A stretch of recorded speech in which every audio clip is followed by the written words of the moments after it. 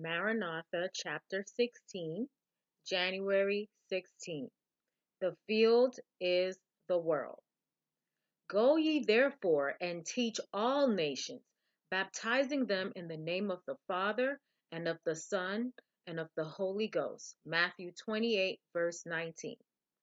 Here Ellen White is sharing her dream. While in California in the year 1874, I was given an impressive dream. I dreamed that several of the brothers in California were in council, considering the best plan for labor during the coming season. A young man, whom I had frequently seen in my dreams, came into the council. He listened with deep interest to the words that were spoken, and then, speaking with deliberation and authoritative confidence, said, "The cities and villages constitute a part of the Lord's vineyard. They must hear the messages of warning.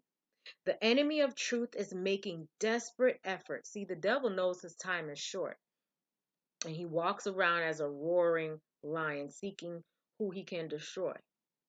And he doesn't want you to make it to the kingdom. But God has done everything for us to be more than conquerors. The enemy of truth is making desperate efforts to turn the people from the truth of God to falsehood. You are to sow beside all waters. It may be that you will not at once see the result of your labor, but this should not discourage you. Take Christ as your example. He had many hearers, but few followers. The messenger continued, "You are entertaining too limited ideas of the work for this time. You are trying to plan the work so that you can embrace it in your arms. You must take broader views. Your light must not be put under a bushel. This little light of mine, I'm going to let it shine. Or under a bed, but on a candlestick, that it may give light to all that are in the house, and your house is the world." Many countries are waiting for the advanced light the Lord has for them, and your faith is limited. It is very small.